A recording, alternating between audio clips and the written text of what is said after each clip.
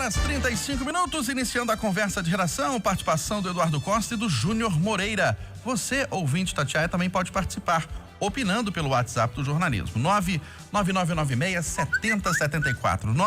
99996-7074. Você manda pra gente a sua opinião em mensagem de texto. Não se esqueça de colocar o seu nome, o bairro, a cidade de onde você está falando, para facilitar a nossa interação aqui. Gasolina e diesel já estão mais caros nas refinarias do país. Mas em Belo Horizonte, uma pesquisa aponta que o reajuste já chegou nas bombas. Enquanto isso, o presidente Jair Bolsonaro pressiona governadores para uma solução sobre os impostos dos combustíveis. Júnior Moreira, bom dia mais uma vez para você. Bom dia, Eustáquio, Eduardo, ouvintes do Conversa de Redação. Olha, Eustáquio, eu conversava com o Feliciano Abreu ontem e ele falava assim, Júnior, o preço do combustível começa a valer hoje, né? Ele falava amanhã, hoje no caso, nessa terça-feira.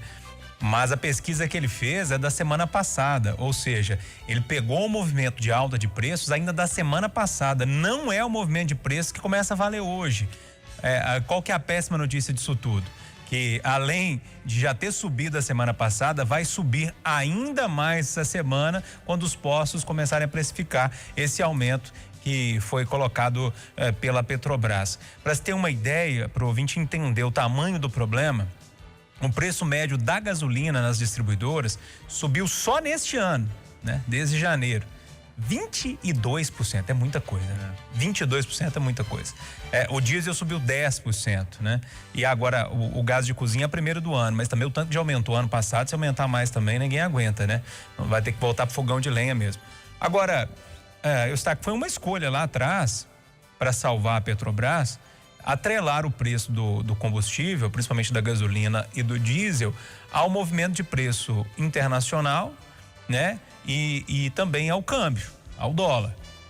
Ou seja, essa escolha foi tomada lá atrás, aqueles subsídios realmente não funcionaram e agora a gente precisa saber se nós queremos mesmo trabalhar com esse preço sendo movimentado pelo mercado ou se vamos intervir. Eu acho loucura intervir nos preços. Que bom que o presidente Bolsonaro foi convencido ao contrário. Ele tinha uma tendência de querer mexer nos preços da gasolina.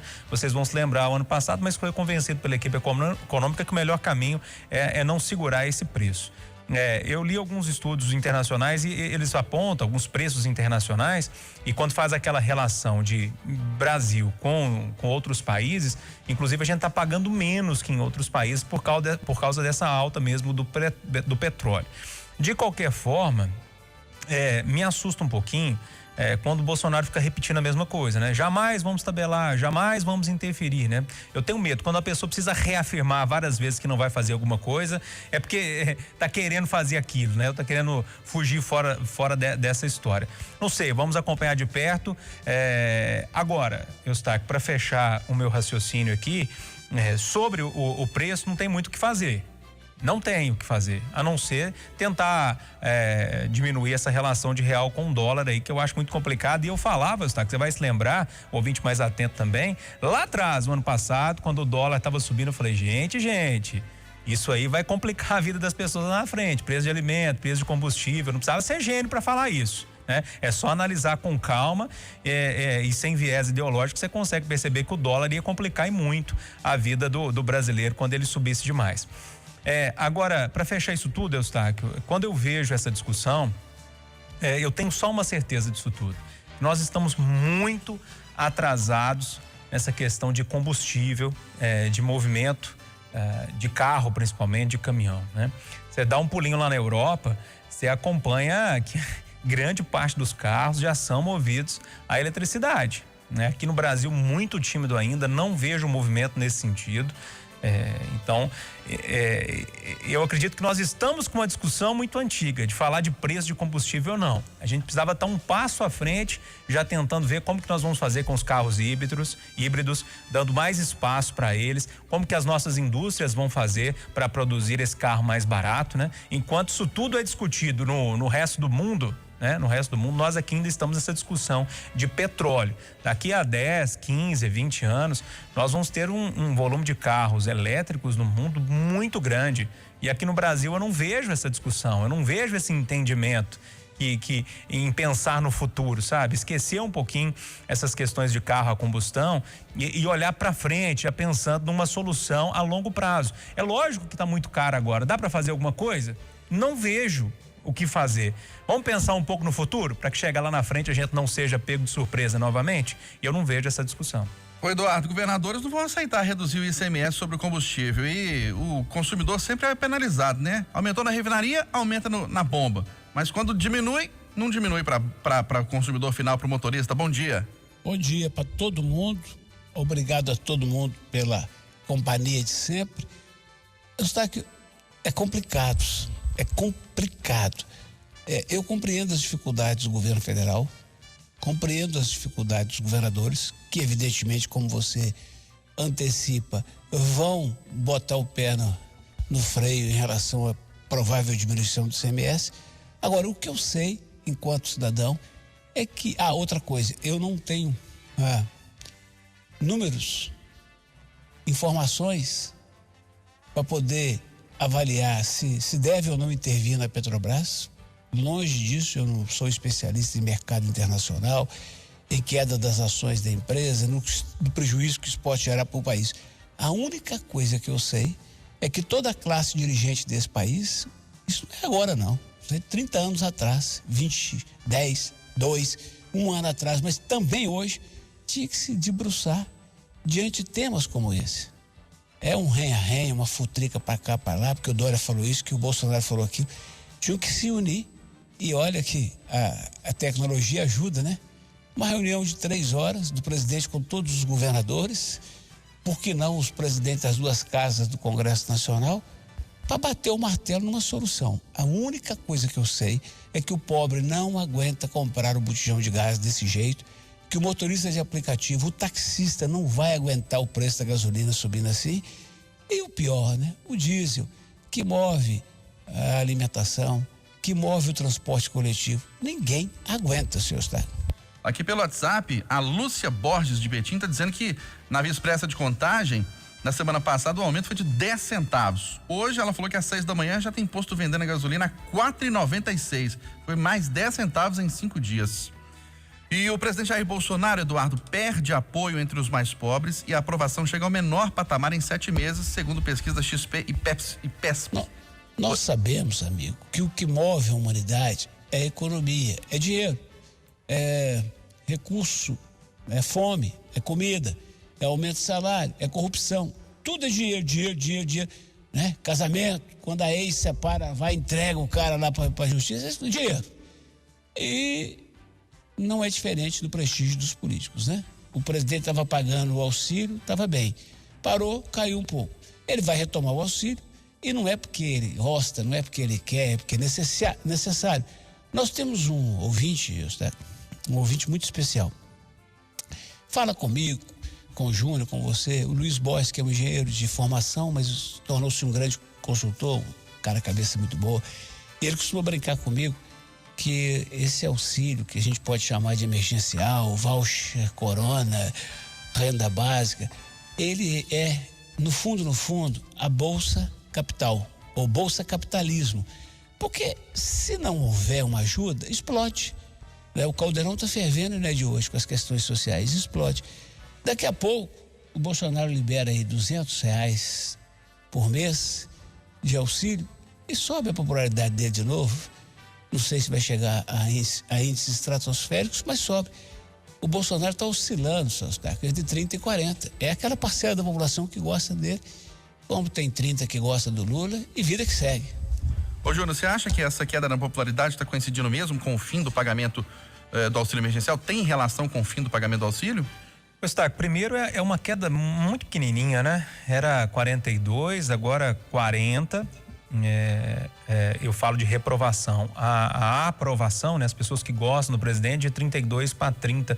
É um movimento muito dentro da margem de erro, sabe? Agora, se tem uma relação com o auxílio emergencial, é o que o Eduardo disse, né? Se é uma relação de causa e efeito, o auxílio está voltando aí e a popularidade volta. Agora, mesmo chegando ao menor patamar, como você disse aí, de aprovação, 30% do eleitorado coloca o presidente Jair Bolsonaro no segundo turno em 2022. sem medo de errar, E ele trabalha com esses 30% mesmo. Algumas declarações, algumas falas, algumas coisas nas redes sociais, esses rompantes em alguns momentos, é para manter esses 30% que gostam desse estilão, esses 30% ficam acesos nas redes sociais e com isso ele continua a campanha dele para 2022. Eu não vejo problema nenhum nessa queda. Achei pouca e ainda mantém, mesmo sendo o menor patamar, coloca o presidente Jair Bolsonaro, sem sombra de dúvida, no segundo turno em 2022. Essa mesma pesquisa, inclusive, eu estava vendo ela de forma completa, Eustáquio, e ele lidera, inclusive com muita folga, a corrida eleitoral. Essa mesma pesquisa XP. Apenas no segundo turno que o Moro fica um pouquinho da frente dele em questão numérica, né? Mas aí a gente sabe, né? Campanha é campanha e aí segundo turno é outra eleição. Realmente não vejo muito problema nessa pesquisa, olhando da ótica bolsonarista. Ô, Eustáquio. Sim. E quando o assunto é eleição, e é inevitável, né? Da agora pra frente vai ser assim. Ontem eu fiz uma entrevista com o Matheus Simões, que é secretário-geral do governo de Minas, para ele explicar como é que o governo vai operacionalizar o acordo da Vale, de sorte que as pessoas possam acreditar que esse dinheiro não vai para o caixa do Estado e vai sumir. Explicou tudo direitinho durante 20 minutos. O resto do dia eu tive que, não é responder, mas assistir nas redes sociais o pessoal perguntando se eu já estou em campanha pro Zema. Tá desse jeito. Hoje eu estou sabendo de uma notícia aí que vai pegar fogo. Diz que a prefeitura agora quer uma parte do acordo da Vale para fazer as obras que era preciso em Belo Horizonte. E faz sentido o apelo, só que isso aí vai estremecer a cidade administrativa. E falando na eleição presidencial, o raciocínio do Júnior, com eles só não concorda quem tem má vontade ou que está de um lado e de outro. O raciocínio do Júnior é claro. O Bolsonaro já está no segundo turno das eleições do ano que vem. Agora, o Lula diz que não dá para esperar mais e deu ordem para o Haddad ir a campo. O Haddad já começou a rodar o Brasil. Vai estar daqui a 2 semanas, vai estar aqui em Belo Horizonte. Alguém da assessoria dele, inclusive, me sondou sobre uma possível entrevista no chamado. Eu falei, topo. A turma do Bolsonaro vai me xingar, mas eu topo. Aí, o Haddad. Eustáquio, agora quem pergunta sou eu para você. Sim. O Boulos já ficou bravo, dizendo que o Lula não podia fazer isso, porque tinha que conversar primeiro para a esquerda sair unida. Imagina, falta 1 ano, quase 2, o Haddad vai sair em campanha como representante da esquerda, rachado com o PSOL e com o Boulos. Nós temos como terceira via Huck, né, Luciano Huck e Moro. Vamos combinar uma coisa. Eu pergunto ao amigo, para quem que tá mais estranho? À distância. O próprio presidente. Mas é claro. Que tá com a caneta na mão. Mas é claro.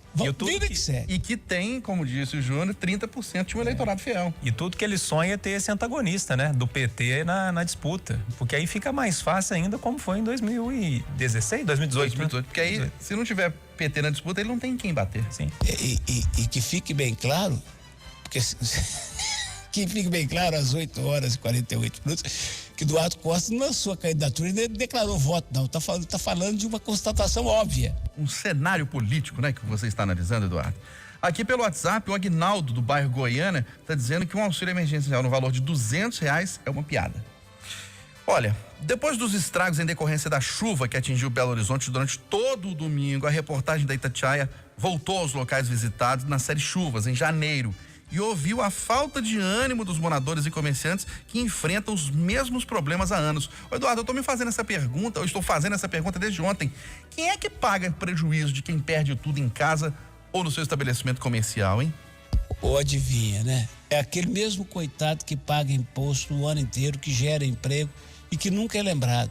Porque é engraçado, rapaz. Eu aprendi um negócio, que eu vou falar aqui, é daquelas coisas assim, fica calado, Eduardo, mas eu vou falar. Eu aprendi muito novo e cada vez mais eu me conscientizo de que tem um grupo chamado classe média, que já foi subdividido em classe média baixa, classe média média e classe média alta. Mas quem paga tudo nesse país? Quem paga tudo nesse país? Porque o pobre paga com o quê? Ele faz gasto de energia, de água. O pobre briga pela cesta básica, invade terreno, aí os políticos, né, não querem ficar mal, deixa invadir e tudo. E quem de nós Quem de nós vai cobrar alguma coisa de alguém que está morando debaixo de uma lona preta aí no anel rodoviário? Escapando do pernilongo, do rato, da chuva, do calor horrível e dos caminhões que passam rente podendo matar todo mundo. Quem vai cobrar alguma coisa dessa pessoa? Quem? Agora, o rico, amigo, ele tem 1.499, 1 milhão de vezes de escapar. Tem um bom aconselhamento tributário, põe daqui, tira dali, tudo. Estoura tudo na classe média. O cara que luta, rapaz, monta um comérciozinho ali na esquina e quando vem a chuva, destrói tudo. E ele tem que reconstruir. E para ele, como ele não tem lobby, para ele não tem salário em dia, como tem para muita gente, né? Pensa em alguém que trabalha no serviço público aí, passou a pandemia toda com o salário em dia, tá? A pandemia inteira. Agora pensa pro dono do boteco. Aí você vai para uma outra categoria X. Teve um auxílio. As grandes indústrias, o governo federal ajudou e a gente respeita. Vocês podem suspender contrato, o governo vai pôr um dinheiro. Ajudou. O moço da mercearia da esquina, compadre, é ele, a família e Deus. Sobra tudo para ele. E nenhum vereador aparece sequer para sugerir uma isenção de IPTU. Não. Eu estava vendo hoje, agora cedo da TV, a situação das vans escolares, Eustáquio. Você imagina o que é o cidadão ficar 1 ano, Eustáquio, 1 ano, sem receber um centavo e sem ninguém ligar para ele. E agora que está voltando, Eustáquio, tem a limitação de alunos por sala, de alunos da própria van. Então, se voltar, eles vão voltar com 30% do que eles têm capacidade de transportar. Os caras estão passando fome. Aí saíram em carreata com a seguinte faixa: os governos nos esquecem, os bancos não. Estão tomando os carros dos caras. Então, a chamada classe média, senhor Eustáquio, essa paga a conta, sim. E essa turma não vai ter feriado no carnaval, né? Mas doutor Juiz vai ter, compadre. Pois é, Júnior, já ia emendar com você exatamente isso. O Eduardo citou, o dono da mercearia, do bar que perdeu tudo aí, que perdeu parte do seu estoque, do seu mobiliário, ele vai ter que trabalhar semana que vem e ralar muito. Mas o Tribunal de Justiça e a informação que a gente tem que o Ministério Público também vão ter carnaval. Feriado de carnaval. E os trabalhadores da iniciativa privada, não. Eustáquio, quando eu olho para essa questão das chuvas, eu já fico desanimado. Aí você vem com essa ainda, né? De alguns poderes que nós temos aí. Ô, Júlio. Que realmente... É um estraga-prazer. Não, nunca vi. Eu não sei se aí no seu botinha. Eu já fazer o contraponto aqui. Não tem jeito. Mas assim, é tão desanimador, né? Porque a gente vê que realmente nós temos algumas castas aqui no Brasil que realmente vivem fora completamente da realidade, né? Como diz o Eduardo outro dia, que parece que até não tem uma pilha de processos lá para analisar, né? Parece que tá tudo bem, que todo o mecanismo ali tá funcionando dentro do prazo, dentro das coisas certinhas, e a gente sabe que não tá, né? Vai entrar com um processo aí para ver o tanto que demora e como que isso é tratado nesse esquema todo. Eustáquio, agora sobre especificamente a questão das chuvas, né? Difícil demais, porque é um problema de anos, como você disse. A gente vê algum movimentozinho de organizar as coisas, né? Diz que sexta-feira os envelopes das obras da Vilarinho vão ser abertos para começar a discutir esse assunto. As reuniões ali em Contagem, já aconteceram 2 ou 3 reuniões. Na sexta-feira passada, inclusive, aconteceu outra reunião para ver se resolve aquele problema lá da Tereza Cristina. Agora, tem que ser mais ágil, né? Não dá para esperar mais, Porque se começar agora, nós ainda vamos ficar noticiando isso pelo menos mais 3 ou 4 anos, Eustáquio. Você sabe que as obras não acontecem de uma hora para outra. É difícil, é complicado. Aí embarga, e aí encontra um sapinho diferente ali no lugar que tá fazendo buraco, aí vem, embarga tudo, e aí resolve, e aí encontra um curso d'água, aí tem uma mina, não pode, aí o dinheiro acaba, aí a empresa quebra, e aí a gente sabe das confusões que acontecem aqui no Brasil. Então, se começar agora, nós vamos ficar noticiando aqui no mês de janeiro, mês de dezembro, mês de fevereiro, os estragos novamente. Aí você olha pro cara que mora ali na Tereza Cristina ou na Avenida Vilarinho, ele consegue vender o imóvel dele? Consegue, mas pela metade do preço. Aí ele tenta falar, eu vou ter que ficar aqui, não tem outro jeito, porque eu não tenho como eu sair. Eu vou ter que conviver com isso. Aí ele tenta fazer uma obrinha ali, resolver uma coisa ali, aí vem a água, leva embora tudo. Ou seja, não é só uma crítica à prefeitura, à administração atual do prefeito Alexandre Calil, mas é também, Eduardo falou isso outro dia, e é também uma crítica. Ficaram 4 anos lá, já entraram no 5º ano, e o que foi feito lá foi um projeto errado inicialmente, né? Que foi muito complexo ali naquele negócio todo. Agora tinha uns tapumes lá também, a chuva levou, enfim, não teve muita coisa, né? Não aconteceu muita coisa. E tomara que a partir de agora, com a abertura desses envelopes, a gente pense lá no fim dessa gestão, as obras começando a serem entregues. Mas repito, nós vamos ainda noticiar essa história toda, todas essas confusões, pelo menos durante 3 ou 4 anos. Também, Oi, Eduardo. Aí depois você dá uma espiada nas redes sociais dos políticos, dos deputados estaduais, federais, dá uma olhada a foto dele com o prefeito. Estive hoje com o prefeito da cidade tal, vim mostrar trabalho, trouxe uma emenda de tanto. Estive hoje com o vereador, vim trazer uma emenda de tanto. Estão levando 200 mil para um lugar, 500 por outro, 300 por outro, para garantir a própria reeleição ano que vem, ou dos filhos, ou dos pais, dos irmãos. Não estão focados no assunto, amigo. Não estão focados. Não tem deputado nenhum sabendo o drama que essas pessoas passaram. Eu tenho 1,69. Bem, quando eu tô com tênis, né? Sem tênis é 1,68. Quando tá com Vulcabras de salto, né? E se tiver descalço, filho, vem para 1,67. A água em vários pontos aqui do 1º de maio chegou a 1,70 dentro de casa, rapaz. O cara morre afogado. Mas pergunta, quanto... Ou se você amanhã importunar um morador em situação de rua porque ele está fazendo cocô na sua porta, você vai ver vereador gritando. Se você amanhã xingar um cachorro que está querendo morder sua mãe, você vai ver vereador aparecendo, deputado federal. Cadê os caras que não foram lá ver o povo sofrendo, senhor Estado? É verdade. Ninguém foi lá, né? Impressionante. Ninguém foi na Cristiano Machado, ninguém foi na Vilarim, ninguém foi lá no 1º de maio, na Estação São Gabriel. Impressionante mesmo. Aqui pelo WhatsApp, o Antônio do bairro Santo André tá comentando o que a gente falou aqui sobre os juízes não trabalharem na semana que vem, né? O servidor público. Ele falou o seguinte: comparar a responsabilidade de um juiz ou servidor público com a responsabilidade de um dono de restaurante é brincadeira. Tá fazendo um contraponto aqui ao que a gente falou. É brincadeira mesmo. No salário, nas folgas, no prestígio junto à sociedade. Nas 2 férias. Nas mordomias. É brincadeira mesmo. Na minha opinião, são 2 cidadãos que merecem respeito e ter equidade no tratamento humano de vida. Olha, a taxa de internação de UTI Covid volta a subir em Belo Horizonte após a reabertura da cidade. E os idosos cadastrados já começaram a ser vacinados, Júnior. Glória a Deus, né? Que bom. A gente viu alguns velhinhos sendo vacinados, as falas deles aí na expectativa para receber a vacina também. As coisas estão caminhando, né? Devagar, mas estão caminhando nesse sentido de acabar com a pandemia. Agora, sobre os dados, Eustáquio, o monitoramento da cidade que subiu, eu só tenho uma coisa que eu consigo analisar na hora que eu bato o olho assim. Tem uma semana que a cidade reabriu novamente, né?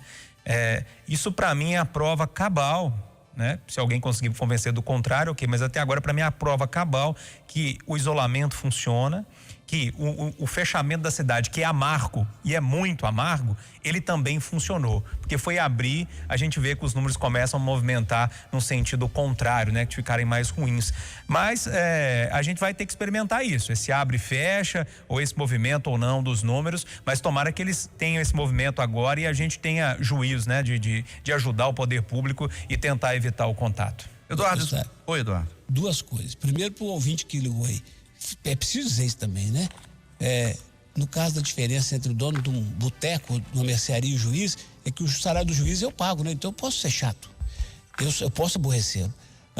Agora, em relação à vacinação, eu tenho falado de fura-fila, vou falar hoje de noite. E amanhã cedo no café com a notícia do Júnior Moreira. Boa.